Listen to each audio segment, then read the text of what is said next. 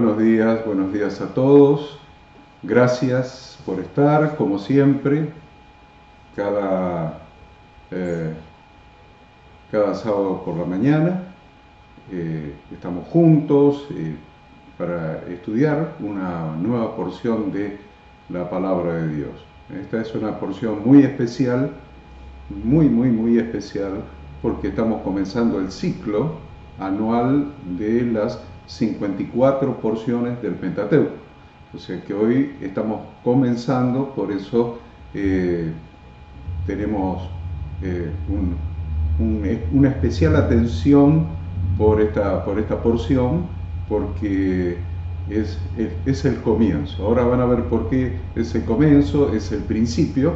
Ada les va a explicar por qué decimos que esta porción es el principio. Bienvenidos todos, tomen su Biblia, su lápiz, su regla, su resaltador, su cuaderno, todo lo que usted necesite para hacer este estudio y ya estamos comenzando. Ada.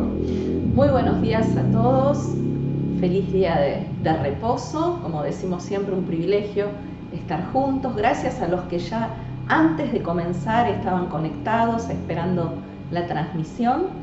Y bueno, el desafío de hoy es que reflexionemos, que descubramos las riquezas que esta porción número 1, es la porción semanal número 1, que lleva por nombre Bereshit en hebreo, que significa en el principio o en la cabeza, justamente haciendo referencia a esto que decía Horacio de estamos iniciando un nuevo ciclo. Dios vez tras vez, año tras año, nos da la posibilidad de comenzar de nuevo.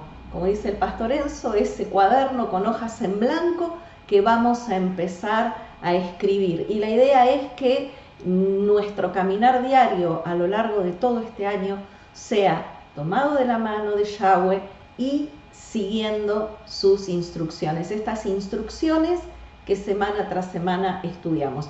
Las lecturas que abarcan es Génesis 1:1 al capítulo 6:8. Luego tenemos de los profetas Isaías 42:5 al 43:10, que también ahí el profeta Isaías está haciendo referencia a la creación y a la nueva oportunidad que Dios le da al pueblo de Israel. Y Apocalipsis 22, del 6 al 21, donde nos está haciendo referencia al segundo regreso de Yeshua, su segunda venida, a ese inicio con su segunda venida del reinado milenial de Jesús. Los temas son varios, es una porción bastante larga y vemos que habla sobre la creación, el día de reposo o Shabbat, el jardín del Edén, la instigación de la serpiente al hombre y a la mujer, el castigo de Dios sobre los pecadores, el hombre expulsado del Edén. Luego tenemos en el capítulo 4 relatada la historia de Caín y Abel. Capítulo 5, los descendientes de Caín, genealogía de la humanidad, las 10 generaciones que hay desde Adán hasta Noé, y por último termina esta porción con el preludio del diluvio. Muy bien, entonces tenemos temas como para 6 horas más o menos, y tenemos 1 hora y media nada más, así que vamos a redimir el tiempo y vamos a ya hacer una introducción a este tema, porque es tan rica, hay tantas enseñanzas aquí. La Torá comienza con el relato de la historia de la creación. ¿Por qué empieza con la historia de la creación? Porque lo que intentan las Sagradas Escrituras es que entendamos que Dios, al ser el creador, es el dueño. Al ser el creador de todas las cosas, es el dueño de todas las cosas. Muy importante entender este concepto. Él es el creador, es el propietario, es el dueño, es quien tiene derecho sobre todo el universo. Entonces aquí vemos cómo se describe cómo Dios creó el mundo y cómo, digamos que tomó la creación del mundo como una preparación para luego poner al hombre a señorear sobre esta creación, sobre el mundo. Entonces, esto es muy importante que lo tengamos en cuenta, porque después vamos a entender qué es lo que hizo el hombre con su gobierno. Dios creó el mundo y puso al hombre para que gobierne sobre el mundo, y después vamos a ver cómo el ser humano, hombre estamos hablando de forma genérica, siempre estamos hablando de hombre y mujer, el ser humano, en forma genérica siempre decimos el hombre, pero en realidad es el hombre y la mujer están puestos por Dios en el mundo para gobernar el mundo. Sin embargo, cedieron el gobierno al obedecer a otra persona. Entonces, esto es lo que hay que prestar atención, cómo Dios hizo el proceso de la creación, y la ciencia, a medida que ha evolucionado, nunca pudo contradecir esta inspiración que Dios hizo sobre Moisés para que escribiera en forma secuencial, día por día, el proceso de la creación. Nunca la ciencia pudo decir, no, acá hay un día que está escrito antes y va después. No, el proceso, lo que hizo la ciencia fue realmente comprobar que la Biblia tiene razón. Hay un libro que se llama "Y la Biblia tenía razón". Lo que hace la ciencia siempre es comprobar que la Biblia es la verdadera palabra de Dios y la Biblia siempre tiene razón. Esto es una cosa que debemos aprender. ¿Por qué? Porque si usted va a comprar un libro grande, grandote, como es la Biblia, o cualquier otro libro, y se pone a leer y lee el primer capítulo, y en el primer capítulo lo único que encuentra son mentiras, usted no sigue leyendo el libro, lo deja directamente. Ahora, cuando usted compra un libro y ve que el primer capítulo está comprobado, corroborado, certificado por la veracidad de su relato, entonces usted dice, perfecto, lo sigo leyendo porque este libro es veraz. Y la Biblia es la palabra de Dios, y sea Dios veraz y todo hombre mentiroso. Entonces, ahí encontramos en el primer capítulo, segundo capítulo, tercer capítulo, o sea, todo lo que es Bereshit, en el principio, la creación, encontramos que la veracidad de lo que nos está relatando, de lo que nos está manifestando, que es realmente así, y nunca jamás, y esto anótelo, nunca jamás, la ciencia pudo demostrar que algo de lo que está escrito allí no es exactamente como está escrito. Entonces Ada nos sigue haciendo la introducción. Bien, como bien decía Horacio, entonces vemos claramente a un Dios, ¿no? Un Dios soberano. Fue creado el mundo y también el tiempo, ¿sí? El tiempo, por un ser de sabiduría y poder infinitos, el cual existía antes de todo tiempo y antes de toda creación y de todos los mundos. Vemos claramente día por día, detalladamente, ¿no?, la obra que fue Dios realizando cada día, registrada como en un diario, ¿sí? Día por día, como este Dios creador relatando qué hizo día a día. Vemos también la creación de Adán y Eva, quienes tenían la misión de que la creación cumpliera con su finalidad, para lo cual debían observar los preceptos de Dios, ¿no?, las instrucciones que Dios les estaba dando. La verdad es que vemos que el hombre y la mujer fracasaron, fueron conducidos al exilio, expulsados del Edén. Yahweh castigó a los transgresores, pero algo interesante, no se deshizo de ellos. Dios les dio nuevamente una oportunidad. Una de las principales lecciones que nos va a dejar Génesis, no solamente por Adán y Eva, sino por varios otros episodios relatados, vamos a ver que aunque el hombre peque, siempre puede retornar a Dios. Vez tras vez se va a suceder esto en el Génesis. También la Torá nos narra los 6 días de la creación con el fin de establecer que Dios es el único creador y refutar las teorías, esas teorías que andan dando vuelta por ahí, de que el universo es eterno o que surgió por una coincidencia o que surgió por accidente. Nada de eso es verdad. Dios es el creador de todo.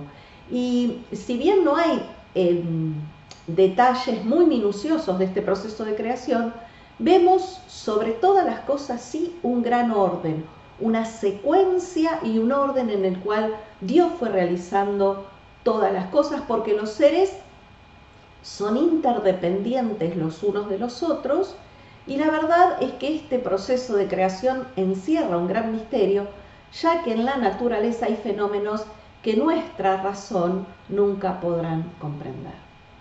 Bueno, vamos a comenzar entonces con Génesis capítulo 1, del versículo 1 al 8, del 1 al 8, y vamos a tomar el primer versículo. Vamos a tomar el primer versículo porque es muy importante notar algo. Hay gente que cree en Dios, hay gente que no cree en Dios, ¿sí? Yo no sé si habrá tanta gente que no cree en Dios, como dijo uno, gracias a Dios que soy ateo, ¿no? Pero bueno, vamos a suponer que existe realmente gente que no crea en Dios, o que no crea en el Dios de la Biblia, gente que sí cree. Cualquiera diría que la Biblia debería empezar con una demostración para los incrédulos de que Dios existe. Sería razonable en nuestro razonamiento, pero no en el razonamiento de Dios. La Biblia no gasta ni una sola gota de tinta para demostrar que Dios existe. La Biblia comienza diciendo: en el principio Dios creó los cielos y la tierra. Entonces, ¿qué está gastando tiempo en demostrarnos que Dios existe?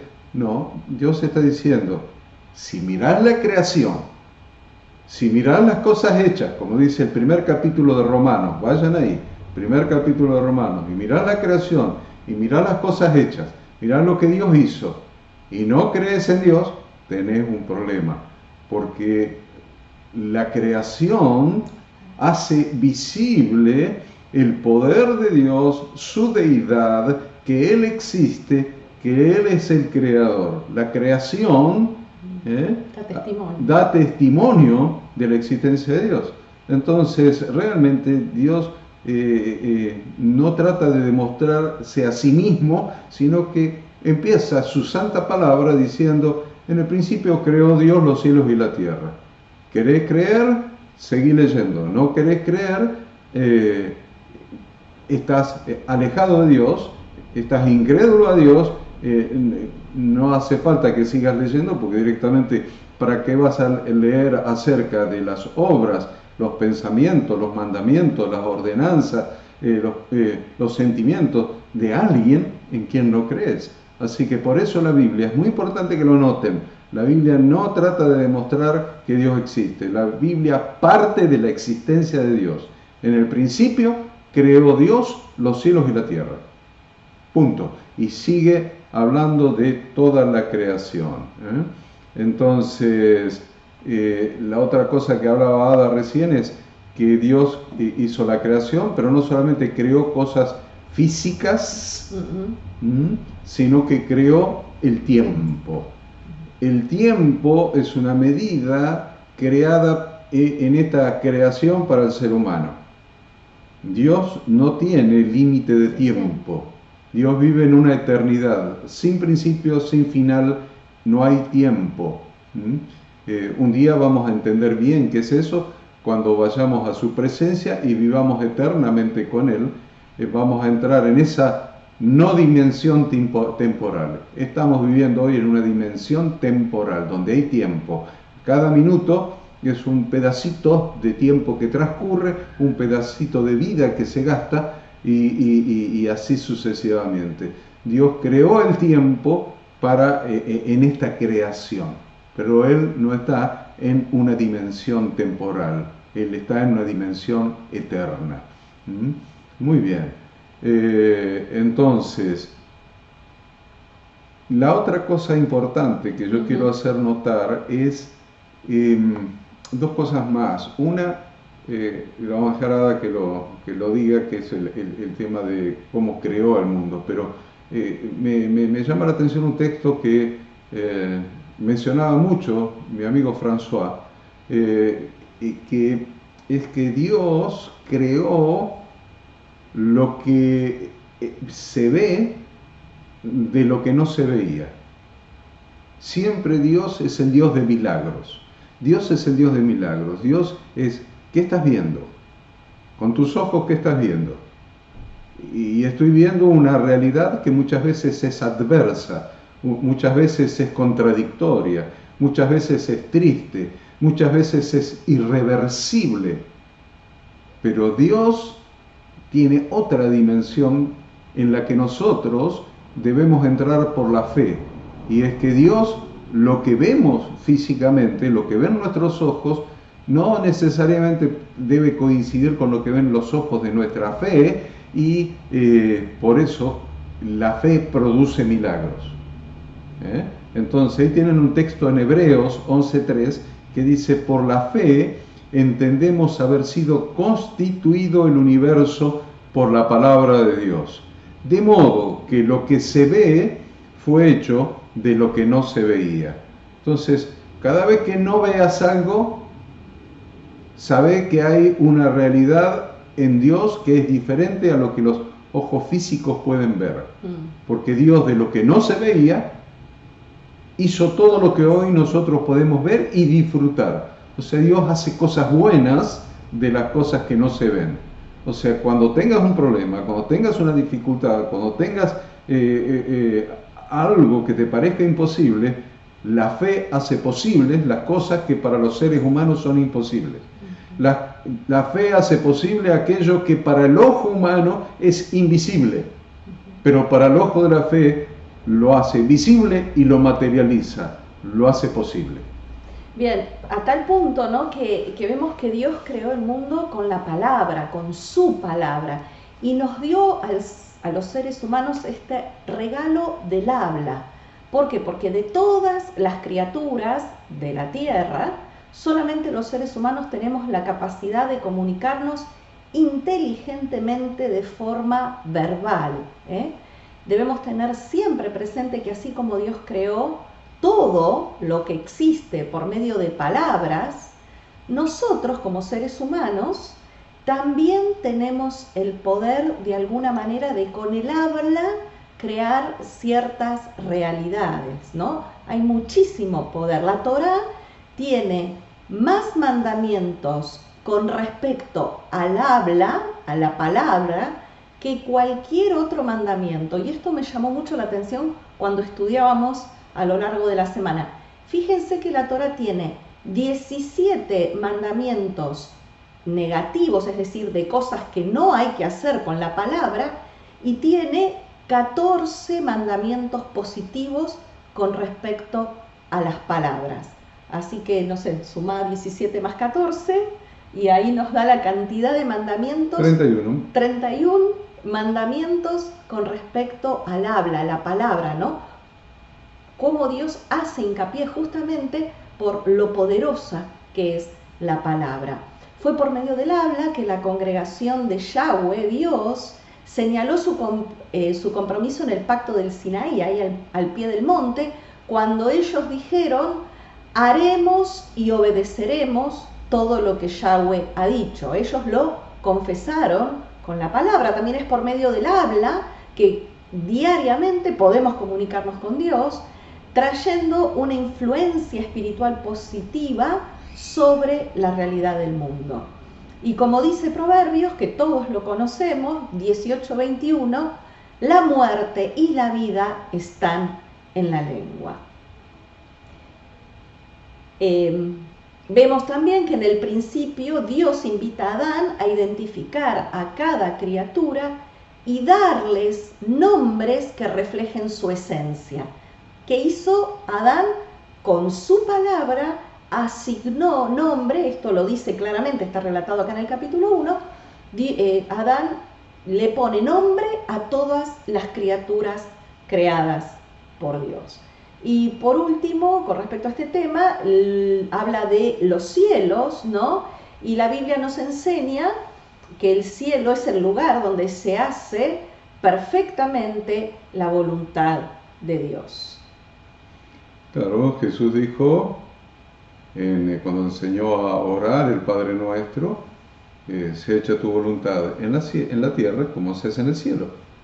Entonces, el lugar donde se hace la perfecta voluntad de Dios, bíblicamente se llama cielo. Cielo es el lugar donde se hace la perfecta voluntad de Dios.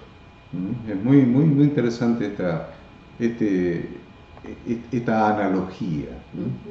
Y vemos que en este relato de Génesis 1 la creación fue hecha en 7 días, que luego va a ser simbolizado, representado también por la menorá, que va a estar en el tabernáculo, que a su vez representa los 7 espíritus de Dios, de los que habla Isaías capítulo 11 y Apocalipsis capítulo 1. También el número 7, ¿no? es tan significativo, representa el calendario profético de Dios de los 6.000 años de gobierno del hombre sobre la tierra, influenciado por Satanás, y luego 1.000 años del reinado milenial de Jesucristo. Muy interesante esto, ¿no? Los tiempos proféticos, porque si nos ponemos a analizar que el gobierno del hombre iba a ser de 6.000 años, o no contenderá mi espíritu con el espíritu del hombre para siempre, ahora le voy a dar 120 en el límite de su vida, y 120 son 120 jubileos, que multiplicado por 50 dan los 6.000 años en que Dios contiende con el hombre, el gobierno fallido del hombre, y estamos ahí. Si ustedes miran el calendario hebreo, van a ver que estamos en el 5783, 84, pero ellos mismos saben que hay un desfasaje, entonces no se sabe si ya estamos en el 5900 y pico, terminando los 6.000 años. Lo concreto es que después de estos 6.000 años de gobierno del hombre que le cedió el gobierno a Satanás, viene el reinado milenial de Jesucristo, que es el milenio 7000. El milenio 7000. Es muy importante tener en cuenta esto. Nosotros no vamos a hablar de escatología en estos estudios de la para allá, pero usted tenga esa inquietud de que 6.000 es el tiempo del hombre, y después viene el reinado milenial del Mesías, de nuestro Redentor Jesucristo, y estamos muy cerca de ese tiempo. Bueno, dice también allí Génesis capítulo 1 que el Espíritu de Dios se movía sobre la superficie de las aguas, y no nos tiene que quedar duda de que fue Dios quien hizo el mundo por su Espíritu. Y también la nueva creación o el nuevo nacimiento en cada uno de los seres humanos que regresan a Dios es efectuado, este nuevo nacimiento, por su Espíritu a través de Jesucristo. Y vemos que el capítulo continúa así día por día hasta que va a llegar al punto culminante con la creación del ser humano, que es el principal objetivo de la creación, ¿no? Como decimos, la obra cumbre de la creación de Dios. Y Dios es mencionado allí como Elohim, el Dios fuerte con el atributo de justicia, como soberano, como legislador y como juez del mundo. Luego va a seguir hablando de la creación de la luz, y la luz fue hecha por la palabra del poder de Dios, y sabemos que Yahshua es la palabra o el verbo, por medio de él fue producida la luz. ¿Por qué? Porque dice Juan 1:9, porque en él estaba la luz, o sea, en Jesús estaba la luz, él es la luz verdadera, él es la luz del mundo. Y hay que resaltar de este capítulo 1 el versículo 5 que dice: y fue la tarde y la mañana un día. Este tal vez es uno de los textos más importantes de este proceso de la creación. ¿Por qué? Porque ahí vemos, ahí se nos enseña algo que habíamos leído muchas veces y se nos pasó por alto, y es que esta es la manera en que Dios cuenta los días. No hay tal cosa como que el día comienza a la 0 hora o a las 12 de la noche. No. Dios cuenta de esta manera los días. Desde la caída del sol hasta la caída del sol siguiente tenemos un día completo. Esta es la manera en que se establecen los días en el calendario de Dios. Y es probable que muchos han dudado de la forma de Dios de contar los días, y en la creación en cada día está repitiéndose exactamente de la misma manera, y fue la tarde y la mañana. Luego tenemos a lo largo de la Biblia infinidad de ejemplos de cómo se cuentan los días en el calendario bíblico, en el calendario de Dios. Por ejemplo, en el día más sagrado y más importante del calendario de Levítico capítulo 23, el día de expiación, el ayuno de expiación, dice, va a ser el ayuno desde la tarde del día 9 hasta la tarde del día 10, o el anochecer del día 9 al anochecer del día 10, y ahí ya se nos desarticula cualquier tipo de duda que pueda haber habido en relación a la forma de contar los días. Tiene sentido en el corazón de Dios, en el pensamiento de Dios, en lo que Dios transmite por su Espíritu, tiene sentido porque siempre la luz es lo que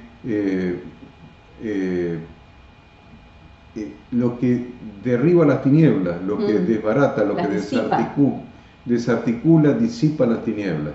O sea, siempre vienen las tinieblas, empieza el anochecer, tac, tac, tac, y luego la luz va resplandeciendo y hace desaparecer las tinieblas. ¿Se entiende? Entonces, para nosotros, decimos a las 12 de la noche termina el día y empieza uno nuevo. ¿Cómo es el asunto? Así tenemos un pedacito de noche, un pedacito de un día y después otro pedazo de noche. O sea, no es lógico. Noche y después la luz. Noche con que termina un día.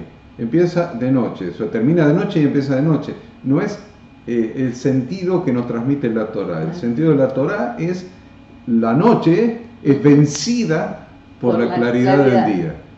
Cuando la aurora resplandece y hace desaparecer las tinieblas de la noche.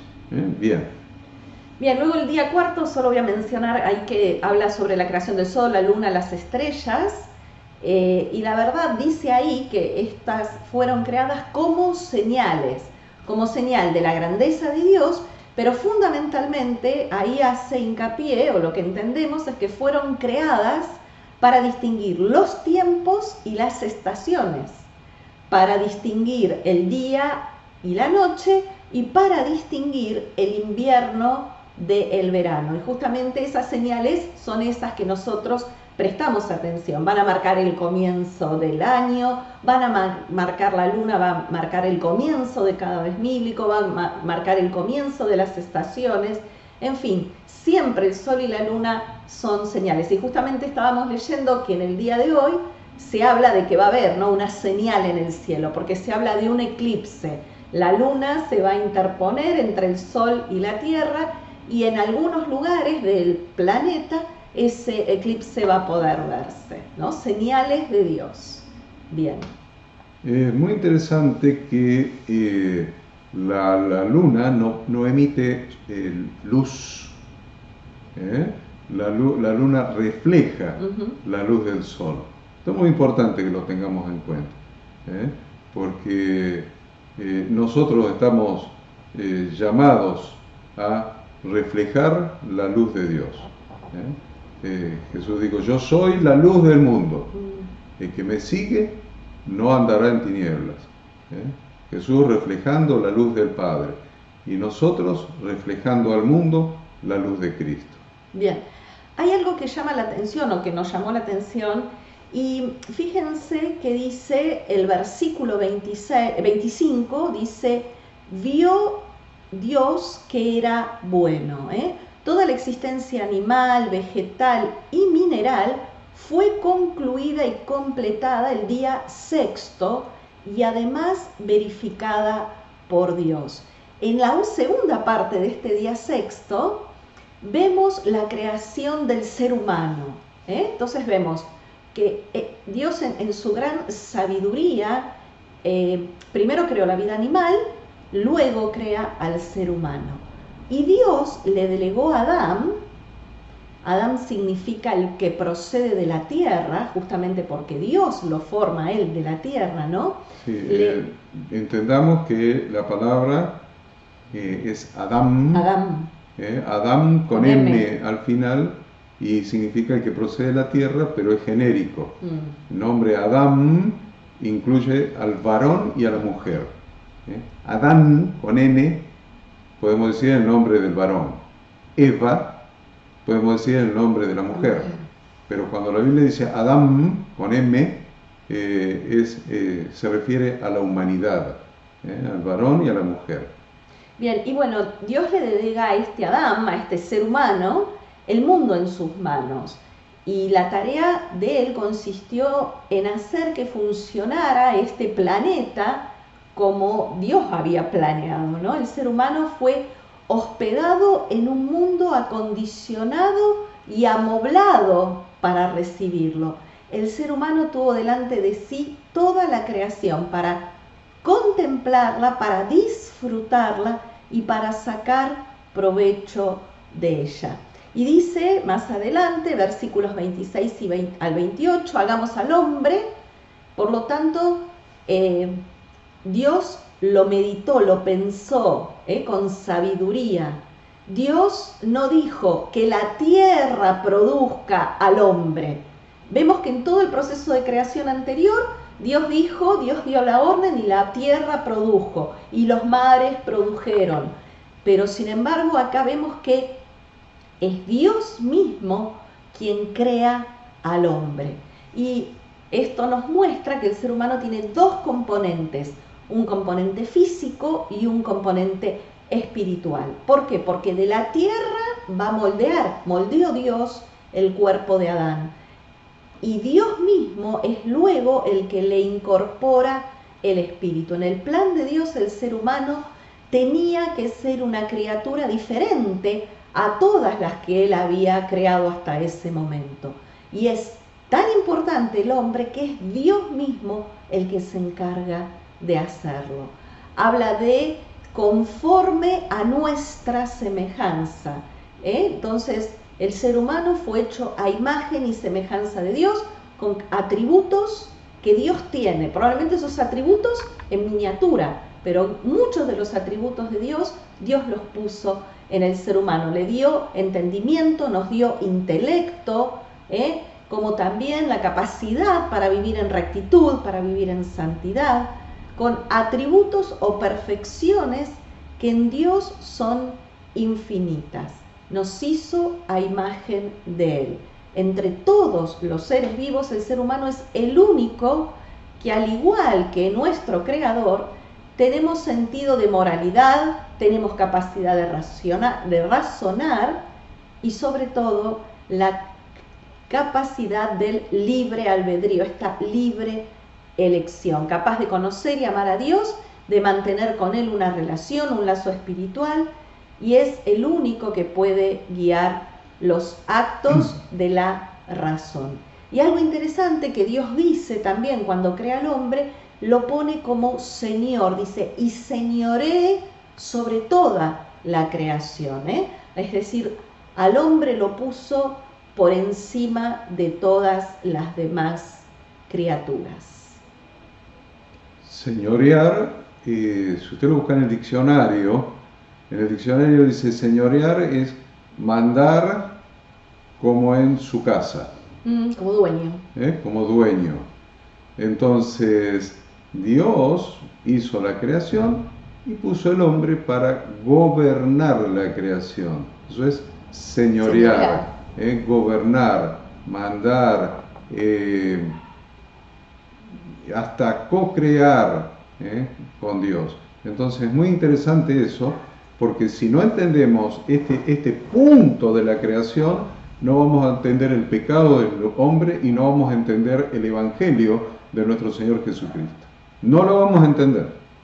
¿Por qué? Porque Él vino y vino para redimirnos, ¿qué quiere decir eso? ¿Qué quiere decir eso? Vino para redimirme porque soy un pecador. Amén, amén, sí lo creemos, pero la verdad es que no entendimos nada. No entendimos nada. Porque Él no predicó un evangelio así como nosotros creemos hoy. Vino para redimirme porque soy un pecador. No, Él predicó otro evangelio. Él, cuando comenzó a predicar allí en Capernaum, Él dijo: el tiempo se ha cumplido, el reino de los cielos se ha acercado, arrepentidos y creed en el evangelio. ¿Qué quiere decir?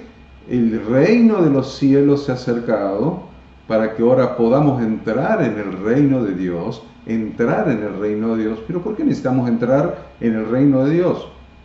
¿Y quién es el rey? El rey es Jesucristo. Ahora, a Jesucristo en el Nuevo Testamento se llama el postrer Adán. El primer Adán cedió el señorío, cedió el gobierno que Dios le había dado sobre la creación, se lo cedió a Satanás. ¿Cómo se lo cedió? Obedeciéndolo. Obedeciéndolo es fácil.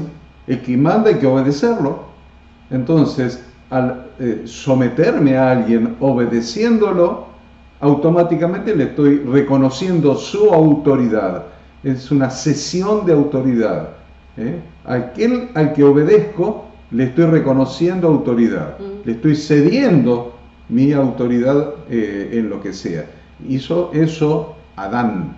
Cedió su gobierno, su señorío sobre la creación, se lo cedió a Satanás. Al obedecerlo, lo obedeció para que desobedeciera a Dios.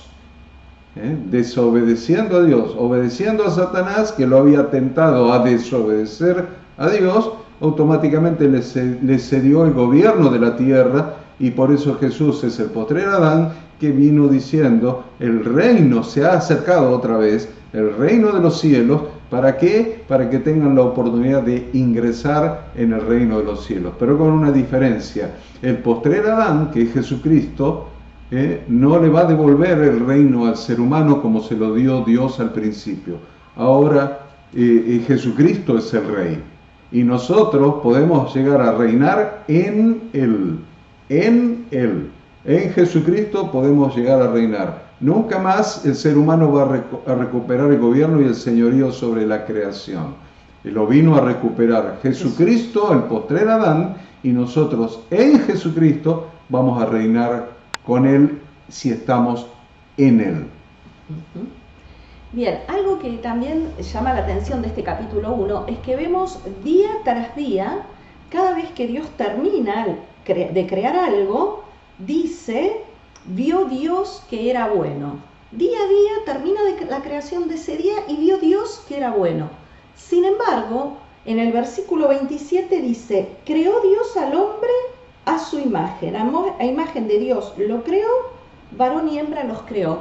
Punto. No dice: vio Dios que era bueno. Día a día sí lo hace, cuando hace al hombre no. Y esto llama la atención, ¿no? Y la verdad es que no hace esta declaración después de crear al ser humano. ¿Por qué? Porque cada elemento que Dios creó es un producto terminado. Dios lo creó de esa manera y así quedó.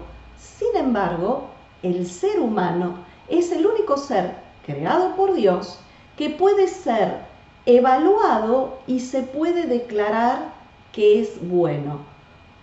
El ser humano es una obra en progreso. Por eso no dice vio Dios que era bueno, porque de alguna manera el ser humano no es algo estático.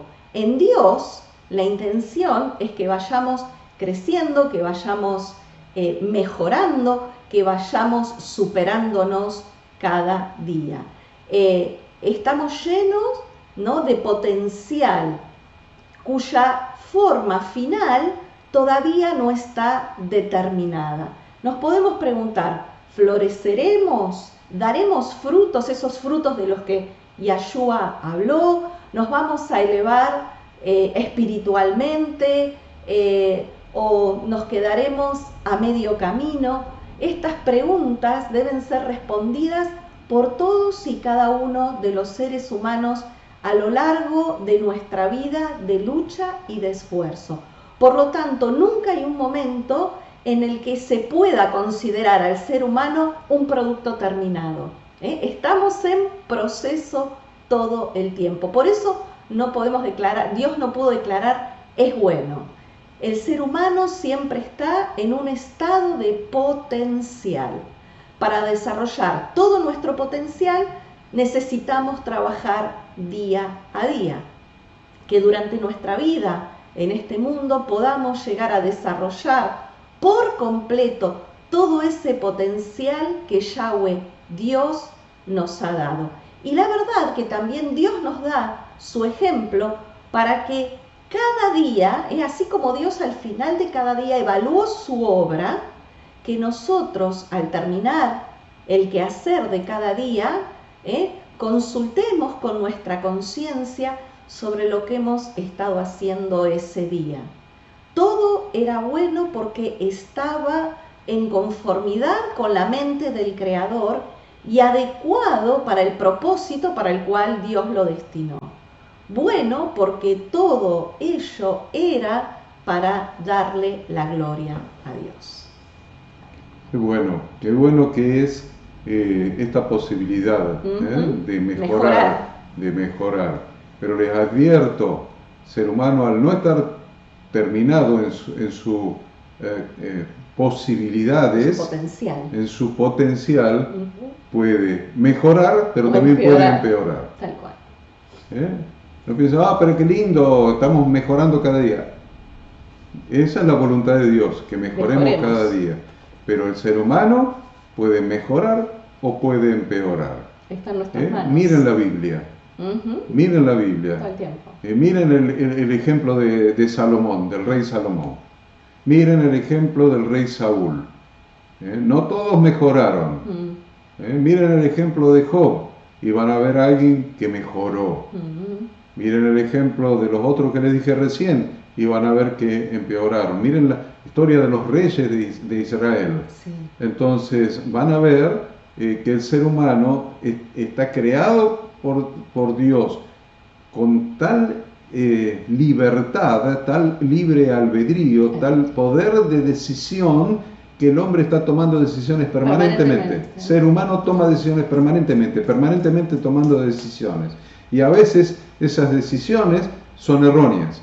Para que las decisiones no sean erróneas, se tienen que ajustar a la palabra de Dios.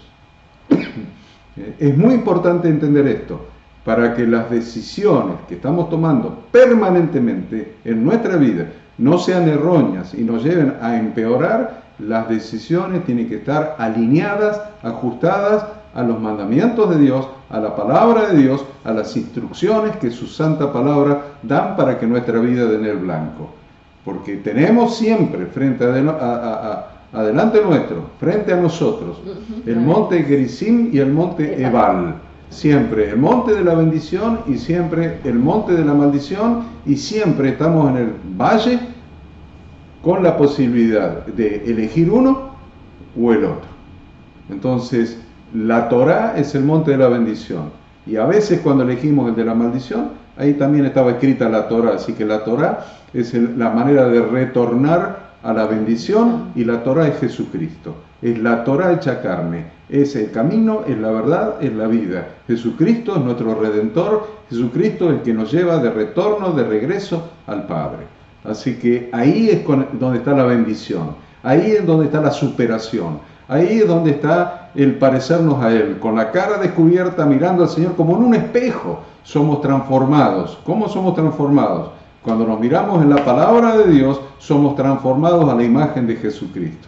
Siempre es la palabra de Dios nos moldea a la imagen de Jesucristo, y esa es la perfección, es la perfección de la creación de Dios. Jesucristo es la perfección.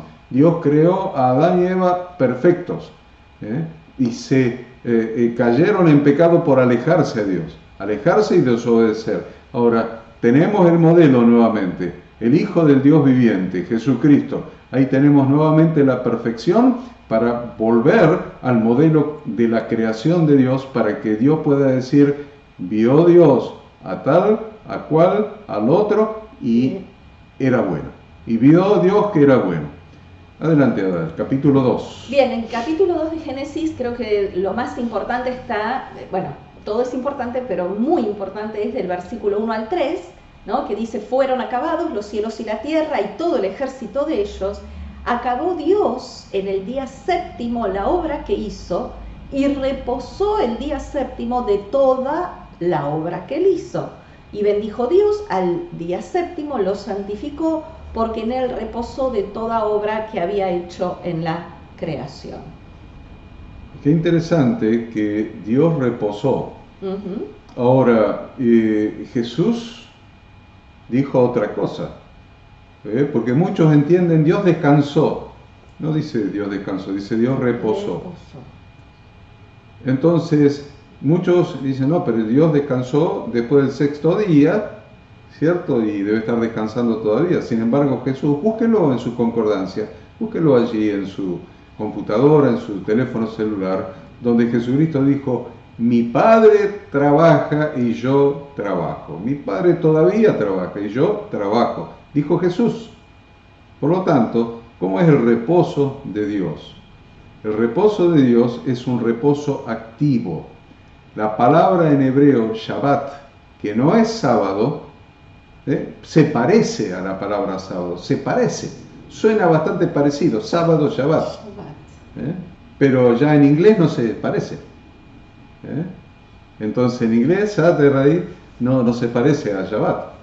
En castellano se dio que se parece, entonces tú dices, no, hay que descansar el sábado. Mentira, no hay que descansar el sábado. Hay que descansar el séptimo día, que empieza con el atardecer del sexto y termina con el atardecer del séptimo. La manera que ya hemos dicho, como Dios cuenta los días. Perfecto. Entonces, ¿Dios qué hizo? La palabra Shabbat significa reposo activo. Reposo activo. Hiciste un trabajo durante los 6 días. Miren la creación. Dios hizo un trabajo planificado, día por día, planificado hasta llegar al sexto día. Y el sexto día, dice Dios, guardó su Shabbat, su reposo. Ese reposo activo, que lo hemos visto a lo largo de toda la Biblia y lo hemos visto a lo largo de toda la historia de la humanidad, que Dios ya no está creando, porque ya completó el trabajo de la creación, pero ahora está activo en la historia de la humanidad, aún redimiendo a sus propias criaturas. Con lo cual nosotros estamos obligados a entender de que Shabbat no es descanso, Shabbat es reposo activo. Por eso, ¿cómo es que reposamos activamente? Las obras de mi Padre son las que yo hago, decía Jesús. Entonces, ¿cómo es que reposamos activamente? Reposamos activamente cuando entendemos qué hizo Dios con el séptimo día, que lo acaba de leer a Ada en el versículo 3, capítulo 2, versículo 3. ¿Qué hizo Dios en el séptimo día? Lo primero que hizo fue lo bendijo. Lo bendijo, dice, ¿no? Lo bendijo. Y segundo, ¿qué hizo? Lo apartó. Lo santificó, lo apartó, lo bendijo y lo apartó. Y para mí es importante eso, es importante. Ya no siguió haciendo la tarea rutinaria, planificada de la creación. Ahora lo bendijo y lo apartó. Dos cosas les voy a decir con relación a eso. Primero, lo bendijo. Dice, a ver, ¿quieren un día bendecido por Dios? ¿Hay un día bendecido por Dios? No, todos los días son iguales. Lunes, martes, domingo, es todo lo mismo. No, señores. Bíblicamente, yo me voy a ajustar a lo que dice la Biblia y no a lo que dicen los sabiondos que andan por ahí dando vuelta, no los sabiondos, lo que dice Dios. Dios dice que hay un día que Él bendijo. Hay un día que Él bendijo. ¿Quieren un día bendecido por Dios? El séptimo día es el día bendecido por Dios. ¿Y para qué me sirve? Me sirve porque si yo voy a esa cita con Dios, es decir, lo santifico. Ahí viene la palabra santificó. Lo apartó. Si yo lo aparto para Dios, no para descansar, no para tirarme bajo un árbol a dormir todo el día, no, lo aparto para tener un encuentro especial con Dios, voy a tener un día bendecido por Dios. Me voy a encontrar en un día bendecido por Dios, en un encuentro especial por Dios, apartado, santificado, donde voy a recibir bendiciones que tal vez en otros días no recibiría. ¿Estás enfermo? Probá de tener ese encuentro con Dios en el Shabbat, en ese día bendecido por Dios, y ahí el Señor te va a sanar. En ese encuentro, ¿tenés tristeza? En ese encuentro vas a cambiar la tristeza en gozo. ¿Tenés depresión? En ese encuentro, en ese día bendecido por Dios, vas a ser sanado de la depresión. ¿Tenés pecados? Encontrate con el Señor en ese día, apartado y bendecido por Dios, y tus pecados van a desaparecer, tus malos hábitos van a desaparecer, tu mala vida va a desaparecer, vas a ser transformado en ese día. ¿Por qué? Porque hay un día que la Biblia dice que Dios bendijo, y ese día que Dios bendijo es el séptimo día, que empieza el viernes a la caída del sol y termina el sábado a la caída del sol. ¿Se entendió? Espero que se haya entendido, porque esto es muy importante, porque si no andan diciendo todos los días son iguales. No todos los días son iguales. Mi Biblia, tu Biblia, dice que no todos los días son iguales, y asimismo Jesucristo, el Hijo de Dios, guardó el Shabbat. Guardó el Shabbat. ¿Es lícito hacer mal o bien en el Shabbat? Le preguntaba a los hipócritas que querían dormir todo el día. ¿Es lícito hacer mal o bien el día del Shabbat? El día que mi padre se paró, que mi padre bendijo, y él hacía bien, él hacía milagros. Entonces, un día especial. Bien, sigamos. Sí, con respecto a agregarte a esto que decís del día de reposo, muchos dicen, es un día judío, ¿no? Y es lo que usan de alguna manera para negar que haya que guardar ese día. Y la verdad es que el día de reposo no es un día judío, sino que es un día de toda la humanidad. ¿Por qué? Porque fue establecido por Dios mismo en la creación 2300 años antes de que existiera judío alguno. Recién 2300 años después de la creación va Dios, mejor dicho, Jacob, a tener su hijo Judá, donde van a nacer, podríamos decir, la tribu de Judá. Entonces, eso no es verdad, fue establecido por Dios desde la creación. Y también vemos que el Shabbat, o día de reposo, es el cuarto de los 10 mandamientos. Muchas veces parece que los cristianos se olvidan de este mandamiento. El cuarto de los mandamientos, en Éxodo 28, Dios dice, acuérdate del día de reposo para santificarlo. 6 días trabajarás y harás toda tu obra, pero el séptimo día es día de reposo para Yahweh, tu Dios. No hagas en él obra alguna, ni tú, ni tu hijo, ni tu sierva, etcétera, ¿no? Dice el 11, porque en 6 días hizo Yahweh los cielos y la tierra, el mar y todas las cosas que en ellos hay, y reposó en el séptimo día. Por tanto, Yahweh bendijo el día de reposo y lo santificó. ¿Tenemos alguna duda de que esto ha sido perfectamente? Está ratificando, ¿no? Está ratificando. Exacto. Que lo bendijo y lo santificó. Y lo santificó, no queda duda. Y el mandamiento es hermoso. Y qué sabiduría la de Dios, ¿no? Porque lo que está, ¿qué está mandando? ¿Qué está mandando? ¿Hacer algo especial? No. Acuérdate. Acuérdate, porque Dios sabe que te vas a olvidar. Dios sabe que la humanidad se iba a olvidar. Dios sabe que iba a venir un qué sé yo quién, iba a decir ahora el día de reposo es el domingo. Es el primer día de la semana. Miren sus almanaques y van a ver que el primer día de la semana es el domingo. Porque cambiaron todo menos los almanaques. O sea, como todas las mezclas que se oponen a Dios, siempre la mentira tiene patas cortas, ¿vieron? Entonces, acá el mandamiento es acuérdate, no te olvides, quiere decir. No te olvides que tenés una cita.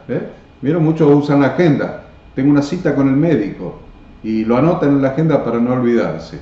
Algunas clínicas te llaman por teléfono para hacerte acordar. Otros ponen en el teléfono celular para que le suene una alarma especial para que le haga acordar de la cita.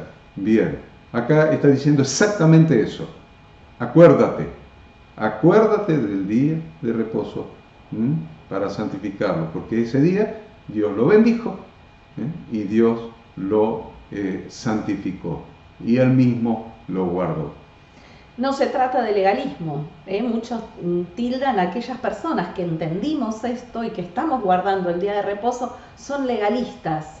Y la verdad que no es eso, todo lo contrario, es obediencia a la Torá de Yahweh Dios. Amamos a Dios y Jesús mismo dijo, ¿no? El que me ama, mi palabra guardará, o el que me ama guarda mis mandamientos. Bien, y por otro lado, también es importante este día, lo dijimos varias veces, porque es una señal de obediencia, somos una señal de que somos suyos. Si hay algo que identifica a un hijo de Dios con Dios, es que ese hijo de Dios decide guardar el día de reposo. Ezequiel 20 dice, yo soy Yahweh vuestro Dios, andad en mis estatutos, guardad mis preceptos, ponedlos por obra y santificad mis días de reposo y sean por señal entre mí y ustedes, para que sepáis que yo soy Yahweh vuestro Dios.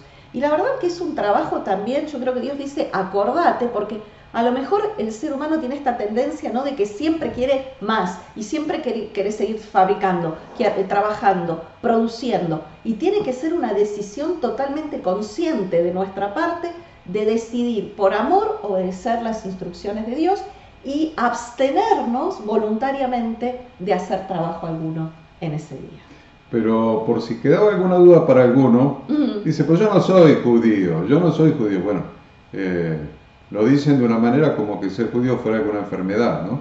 Y sin embargo, nuestro Redentor Jesucristo era judío, así que no hables con desprecio. Pero también, dice, yo soy gentil, soy de las naciones que están fuera del pacto. Eso ya es grave. Decir yo soy gentil es gravísimo, porque está diciendo soy de las naciones que están fuera del pacto con Dios. O sea que por todo lado hace agua, no nos vamos a poner ahí a analizarlo. Pero miren lo que dice Isaías 56. Bienaventurado el hombre, y escuche, usted que se considera gentil, usted que se considera de las naciones fuera del pacto, a ver, bienaventurado el hombre que hace esto, y el hijo de hombre que lo abraza, que guarda el día de reposo para no profanarlo y que guarda su mano de hacer todo mal. Saltamos hasta el versículo 6, Isaías 56, 6. A ver qué dice el 6.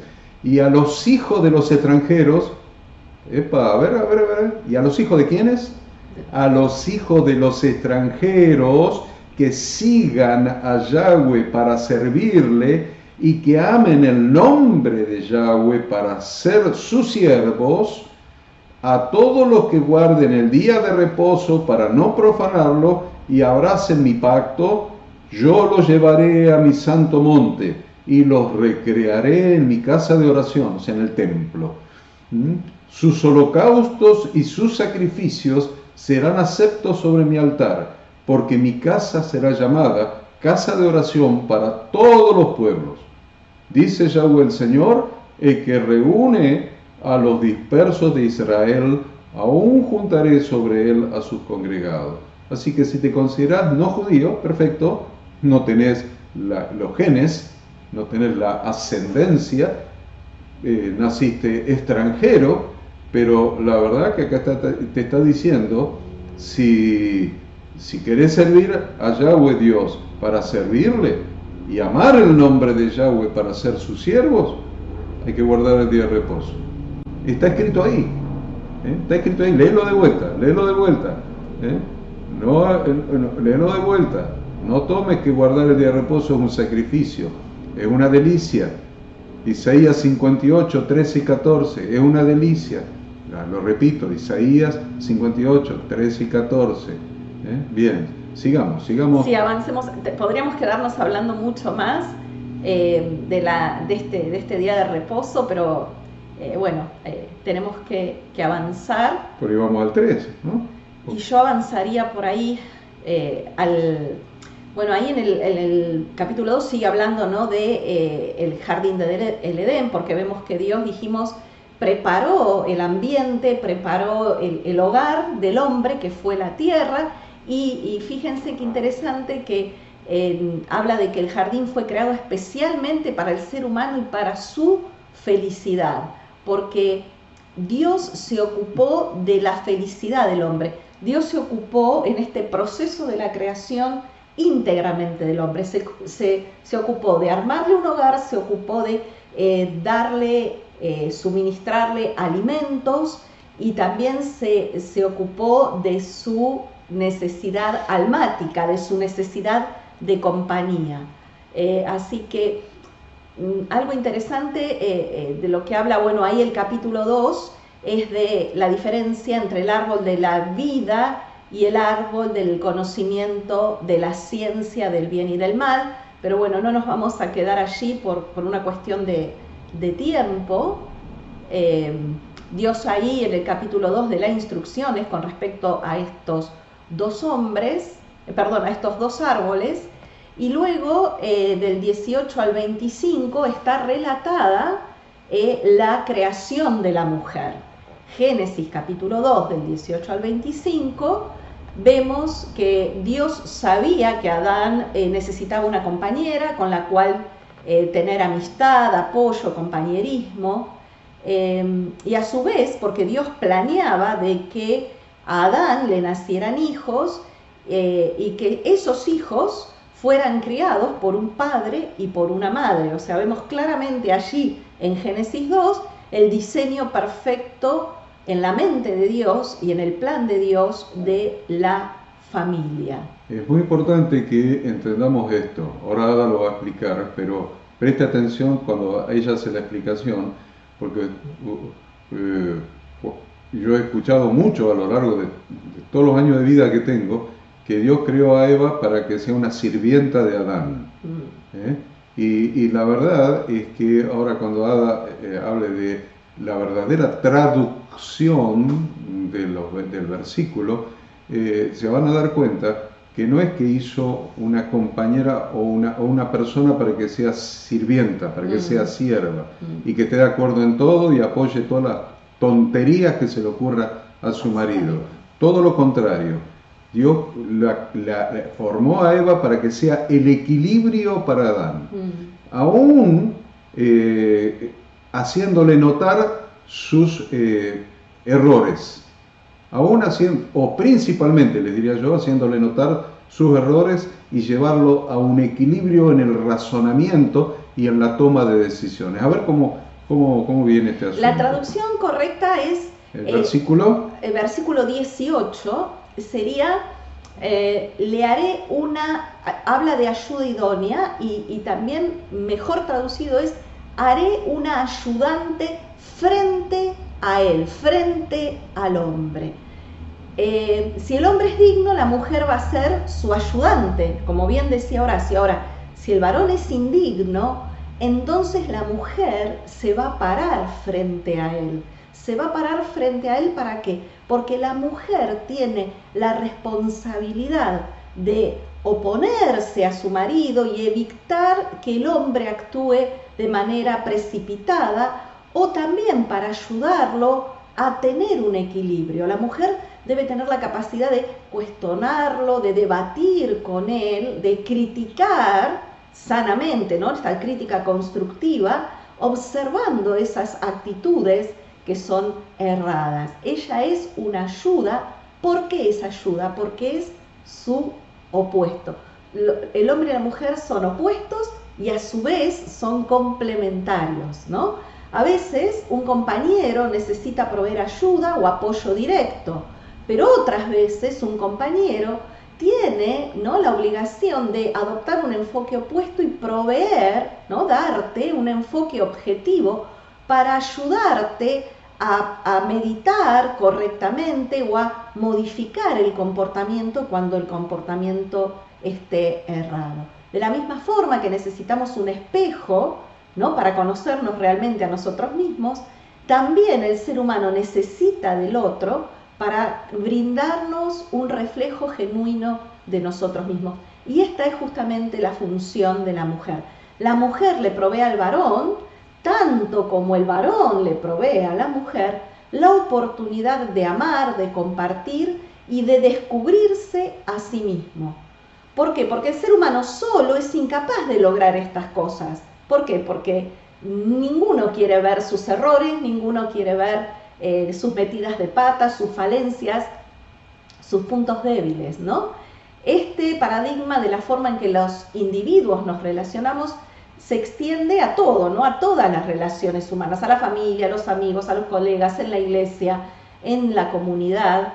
La autodefinición genuina de uno mismo no la podemos lograr por nosotros mismos. Solamente lo podemos lograr plenamente dentro del contexto de uno con otro. Lo que ocurrió en el caso de los dos primeros seres humanos se extiende a cualquier otra relación entre seres humanos. ¿Por qué? Porque para reconocernos verdaderamente a nosotros mismos, las personas necesitamos de un otro, de un otro en el cual nos reflejemos, de un otro en el cual nos muestre y nos diga y nos conduzca. Por eso es tan importante que la mujer esté sujeta al Espíritu de Dios, una mujer que obre con sabiduría para que pueda hablarle a su marido y pararse frente a él cuando las circunstancias así lo necesiten.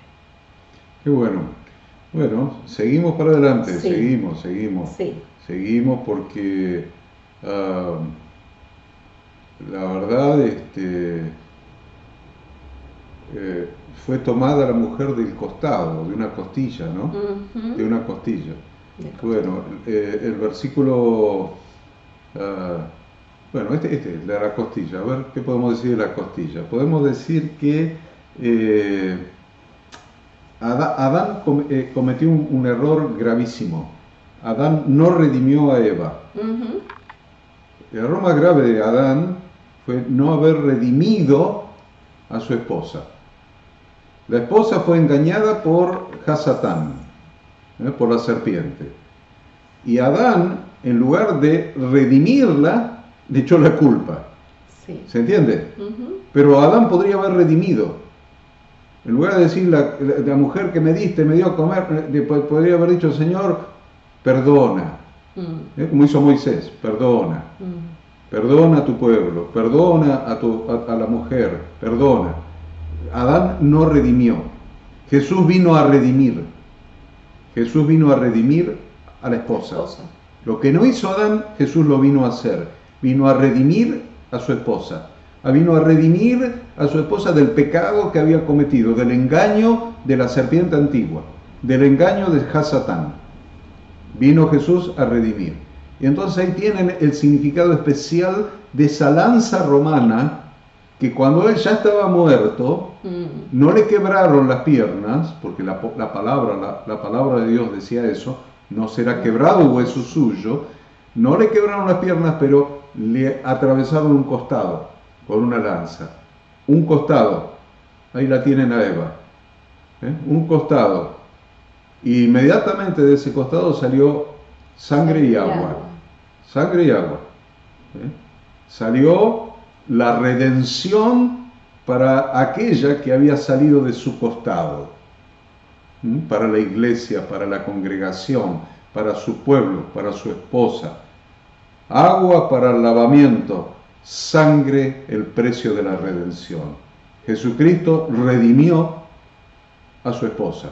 Podemos decir que el postrer Adán redimió a la postrer Eva. Bien, ya tenemos entonces, vamos al capítulo 3. Y avancemos con el 3. Podríamos quedarnos en el 2, es muy interesante todo lo que Dios habla con respecto a esto, ¿no? A la creación de la mujer y de su compañía. Bueno, la tentación. La tentación, le podemos llamar, o como dice Ada, la instigación de la serpiente. La instigación de la serpiente. A ver cómo es el tema es del versículo 1 al 14, sí. Para ir un poco más rápido, del 1 al 14. Del 1 al 14 básicamente lo que vemos es que la serpiente usó la artimaña del engaño para hablarle a la mujer, ¿no? El diablo, en forma aquí representada de serpiente, fue el diablo quien sedujo a Eva. Un rebelde contra Dios, eso es Satanás, sabía que no podía destruir al hombre a no ser que recurriera a la seducción y al engaño. Entonces, ¿qué hizo? La convenció a Eva de que la pena de muerte con la que Dios les había advertido era para intimidarlos, pero que en realidad no iban a morir, ¿no? Negó que hubiese algún peligro en que comieran del fruto del árbol de la ciencia del bien y del mal. Les sugirió que iban a obtener muchas ventajas si ellos comían. Asaltó con sus tentaciones al vaso más frágil, es decir, a la mujer. Su táctica fue entrar en conversación con la mujer mientras ella estaba sola. Y acá es importante este punto, ¿no? Porque cuando el ser humano está solo, Satanás te engaña con respecto a la palabra de Dios y te hace creer que podemos ser como Dios. Eso le hizo a Eva. El tema es qué pasa cuando alguien deja de congregarse. Cuando alguien deja de congregarse se hace propenso al engaño de Satanás. Exacto. Lo repito. Cuando alguien no está unido a un cuerpo, cuando no está con el otro, se hace propenso al engaño de Satanás. Eva estaba sola y es más fácil engañar a una persona cuando está sola que cuando está acompañada. Exacto. Entendamos esto para que digamos, no, pero es siempre lo mismo con congregarse. Sí, siempre lo mismo con congregarse. Siempre lo mismo. Porque Jesucristo redimió a la iglesia, no redimió a personas solas en su casa. Jesucristo redimió a la iglesia, a su esposa. Entonces, una persona sola es fácil de ser tentada, de ser engañada, de ser maltratada, etc. Entonces, es muy importante que este tema del engaño de Satanás, que sigue siendo el mismo hasta el día de hoy, el mismo. Dios engaña de la misma manera que engañó a Eva y a Adán, engaña hoy día. Satanás no cambió. Satanás no cambió. Sigue siendo el mismo. A ver, ¿cómo es el engaño de Satanás hasta el día de hoy? En primer lugar, el engaño de Satanás se basa en torcer la palabra de Dios. Torcer la palabra de Dios. Interpretarla como se le da la gana, o como le conviene a él, o como más le gusta a él. Entonces, ¿qué le dijo? Con que Dios os ha dicho, no coma de ningún fruto, qué sé yo, engañó, torció la palabra de Dios.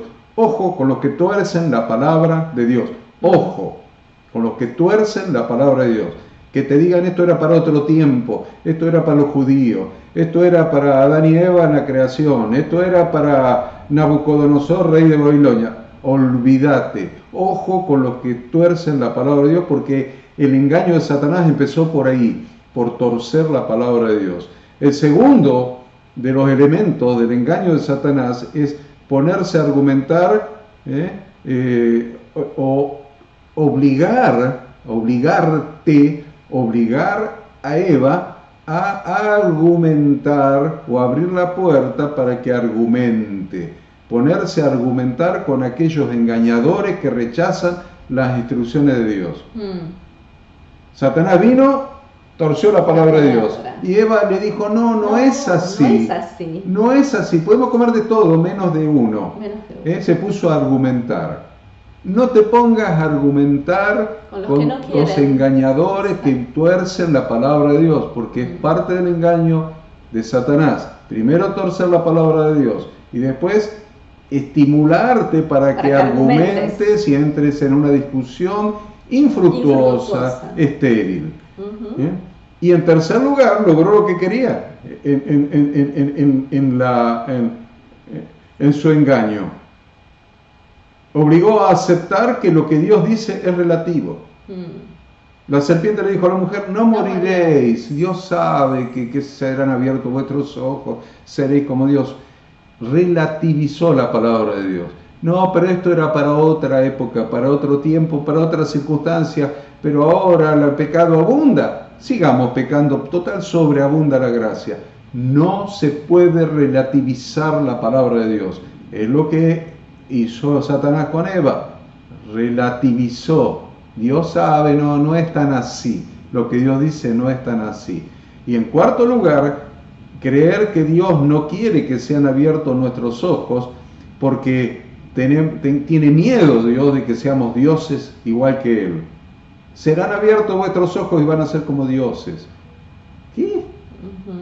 Ahora vas a poder decidir entre el bien y el mal. Vas a decidir en tu vida qué es bueno y qué es malo para tu vida. Es un engaño de Satanás. Vos no tenés capacidad de decidir qué es bueno y qué es malo para tu vida. Si hubieras tenido capacidad de decidir qué es bueno y qué es malo para tu vida, un solo ser humano, no hay justo ni aún uno que tenga esa capacidad de decidir qué es bueno y qué es malo para su vida. No hay justo ni aún uno. Todos se descarriaron como ovejas. Se hicieron inútiles. Lo dice la Biblia. Entonces, hacerte creer que vos podés decidir mejor que Dios es un engaño satánico. Sin Dios, sin su palabra, sin su Torah, sin sus instrucciones, no tenés capacidad de decidir nada. Nada de nada. Entonces, vemos vez tras vez en las Escrituras.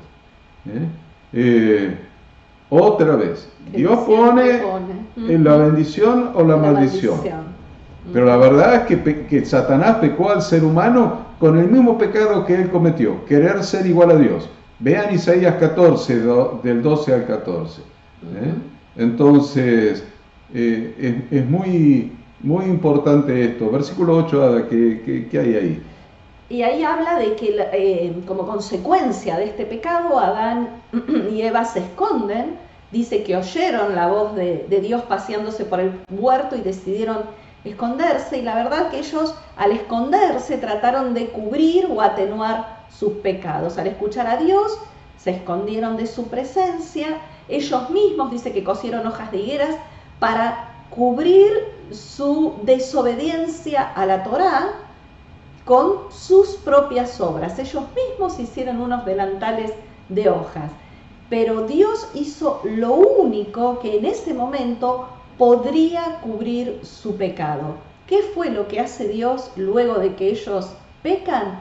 Dios sacrificó un animal para expiarlos, esa sangre derramada expiaba, y así cubrir la desnudez de Adán y Eva. Este es el primer acto de expiación en la historia de la humanidad. El sacrificio de un ser inocente para cubrir el pecado del ser humano, lo cual nosotros sabemos que es figura de la obra de Jesucristo realizada en la cruz del Calvario. Esa sangre derramada por única vez, suficiente para perdonar, para borrar nuestros pecados. Luego Dios le pregunta a Adán, ¿dónde estás? Y la verdad que Dios sabía, obviamente, dónde estaba Adán, ¿no? Pero ¿qué hace Dios con esto? ¿Por qué le pregunta, ¿dónde estás? Porque Dios siempre le da al ser humano la posibilidad de sentir temor y de arrepentirse. Fue la propuesta que Dios le hizo para restaurarlo. Fue su manera, la manera de Dios para acercarse al pecador. Le pregunta, ¿dónde estás, Adán? Para que Adán de alguna manera recapacitara, y si en el momento Adán hubiera dicho, mira Dios, la verdad, te desobedecimos, tal vez la historia obviamente hubiera sido diferente, pero acá él lo trató de negar, lo trató de ocultar, se escondió de la presencia de Dios. Y también obviamente le pregunta a Eva, en el versículo 13, Dios le dice a Eva, ¿qué es esto que tú, Eva, has hecho? Es una pregunta que Dios le hace a Eva para darle pie para que también ella expresara remordimiento y se arrepintiera. Así que le da la posibilidad a ambos, se la da a Adán, pero también se la da a Eva. Y obviamente ella fue castigada por haber engañado a su esposo, provocando que él pecara. La mujer fue cómplice de la ruina de Adán y sabemos cómo es el proceso, ¿no? Adán culpa a la mujer, culpa a Dios mismo porque le dice la mujer que vos me diste, entonces de alguna manera le dice a Dios, vos me diste esta mujer que es la que me hizo pecar, y por supuesto Eva, ¿qué hace? Le echa la culpa a la serpiente. Y siempre es más fácil, más conveniente, menos humillante culpar a otros de las cosas malas que nosotros hacemos. Culpamos a otras personas, culpamos a la sociedad, culpamos a la circunstancia, por cualquier acción o decisión destructiva que nosotros tomemos. Pero claramente sabemos que no es eso lo que Dios quiere. Él desea que nosotros tomemos total y completa responsabilidad de las cosas que hacemos. No hay nada más poderoso y liberador que asumir personalmente la responsabilidad de nuestras acciones. Esto es algo que cambia nuestra vida, porque ahora tenemos el poder de elegir y ser en lugar de quedar atrapados en el juego de la culpa. No nos olvidemos que la culpa es la principal arma que Satanás usa para acusarnos delante de Dios, ¿no? Para quitarnos, para atormentarnos, para decir que no podemos cambiar, que no tenemos salida, que no hay posibilidad. A Satanás le encanta que quedemos atrapados en la culpa. Mientras que si reconozco, estoy equivocado, ¿sí?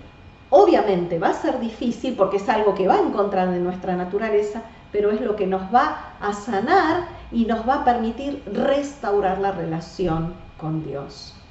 Cuando realmente podemos reconocer y admitir que solamente nosotros somos responsables de nuestras acciones y no otras personas y no las circunstancias, entonces recién ahí tenemos completa responsabilidad y control sobre nuestra vida para sujetarla a las instrucciones de Dios.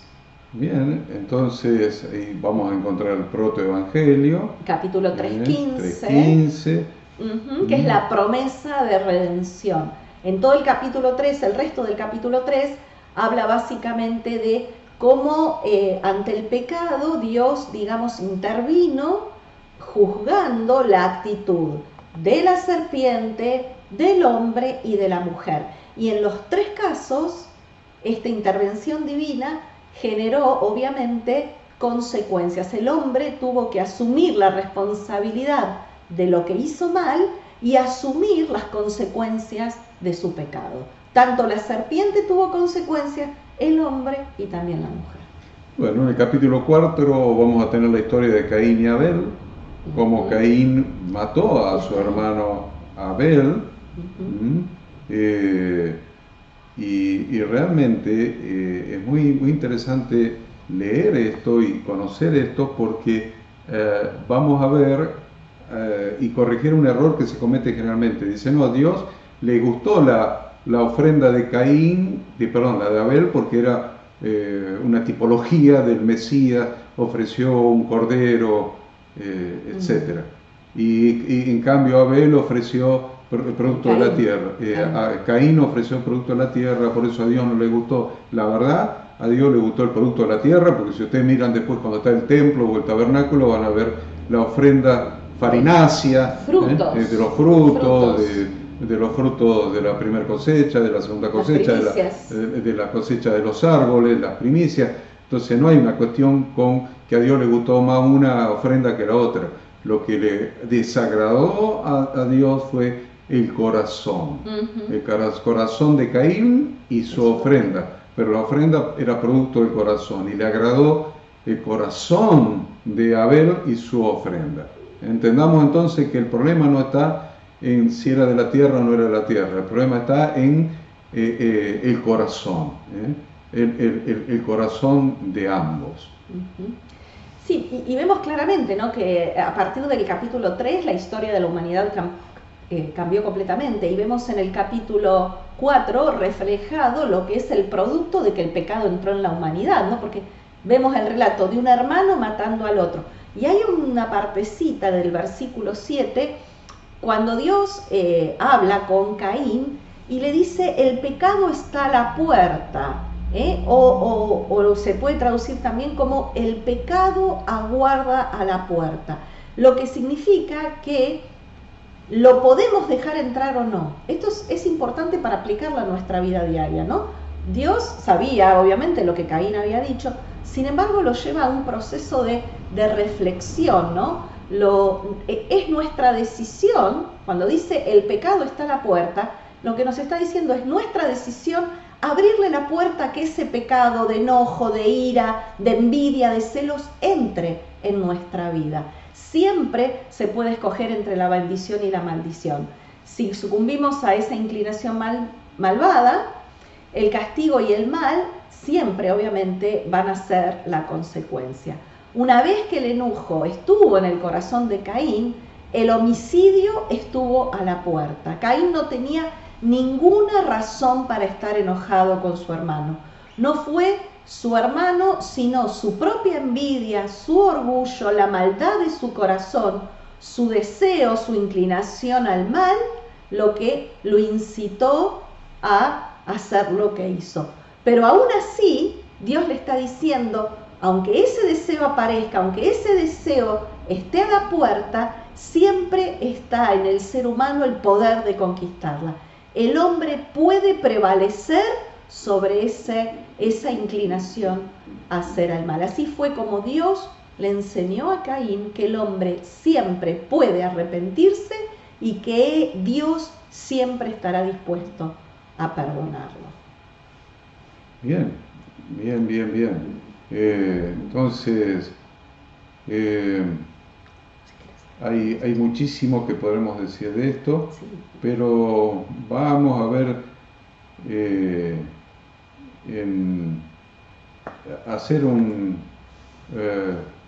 bueno, ustedes ya saben, en el capítulo 5 es toda la genealogía, y en el capítulo 6 comienza la descripción.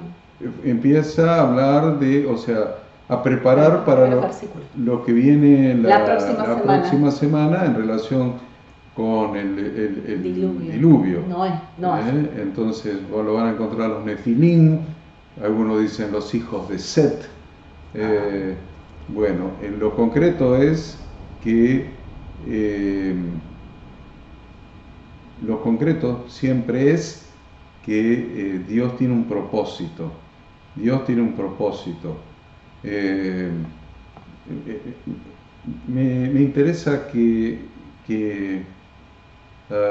veamos por qué razón miró Yahweh con agrado a Abel y a su ofrenda, y no miró con agrado a Caín y la ofrenda suya.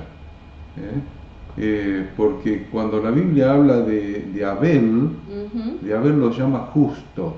Sí. Anote, Hebreos 11:4.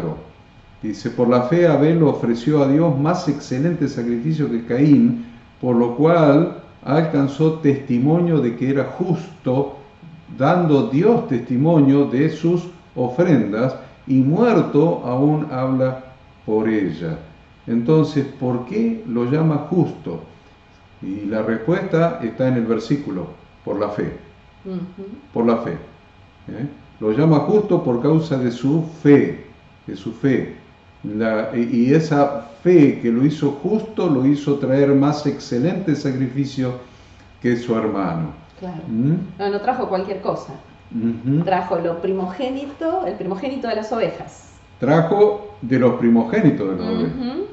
¿Y qué significa que trajo de los primogénitos de sus ovejas? Y porque, ¿qué sabía? A ver si las ovejas iban a seguir teniendo ovejitas. Trajo lo primero que producían, sin saber si habría más. Esto también indica un orden de prioridades. Lo primero es para honrar a Dios. Es poner a Dios en primer lugar. Y dice que dio lo más gordo de ellas, no de lo más enclenque, no de lo más enfermizo, lo mejor lo especial, lo más valioso, el tiempo más valioso, los mejores talentos, la dedicación más exclusiva tuya que sea para Dios. Lo hizo por la fe, y por la fe alcanzó testimonio de que era justo. En Abel había amor y había fe. Puso a Dios en primer lugar y le dio lo mejor que tenía. Eso era una señal de amor, de devoción por el Señor, un reconocimiento de que toda bendición proviene de Dios, creyendo en la fidelidad de Dios, que así como dio las primeras crías, miren lo que está diciendo acá, creyendo en la fidelidad de Dios, que así como dio las primeras crías, también continuaría derramando su abundante bendición sobre Abel. Así que, bueno, teníamos un poco más o bastante más, pero hemos dado lo que hemos podido, pero en que vamos a saludarlos. Ahora los vamos a saludar y le vamos a decir que les deseamos un hermoso día de reposo. Congréguense, sigan estudiando estos 6 capítulos de la para allá, de la porción, y tengan un hermoso día. Dios los bendiga, Dios los guarde, y estaremos la semana que viene nuevamente juntos para estudiar la para allá Noé. Noé. Gracias por haber estado. Muchas gracias por acompañarnos. No dejen de congregarse. Shabbat Shalom.